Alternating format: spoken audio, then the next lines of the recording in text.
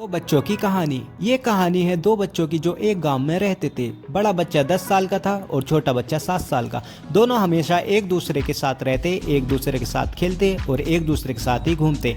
एक दिन खेलते खेलते वे गांव से थोड़ा दूर निकल आए। अचानक से खेलते खेलते 10 साल के बच्चे का पैर फिसल गया और वह कुएं में गिर गया और जोर जोर से चिल्लाने लगा।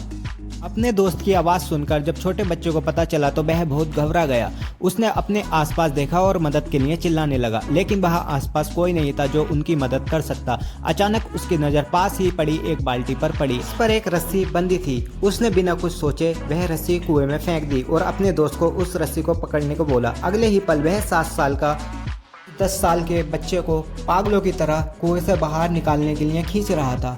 उस छोटे से बच्चे ने अपने दोस्त को कुएं से बाहर निकालने के लिए अपनी पूरी जान लगा दी। आखिरकार वह बच्चा अपने दोस्त को बचाने में कामयाब हुआ और उसने दोस्त को बाहर निकाल लिया।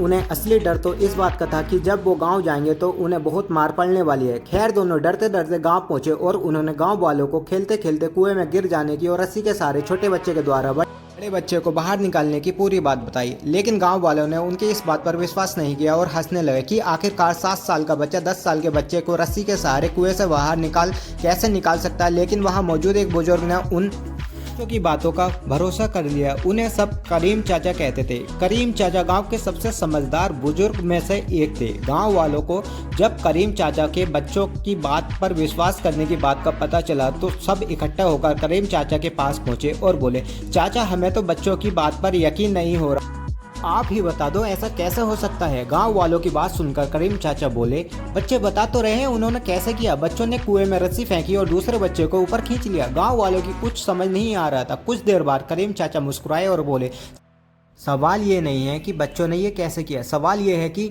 वह ये कैसे कर पाए। और इसको सिर्फ एक ही जवाब है, जिस वक्त वह बच्चे कर रहा था उस वक्त उसको ये बताने वाला कोई नहीं था कि तू ये नहीं कर सकता, और यहाँ तक कि वह बच्चा खुद भी नहीं।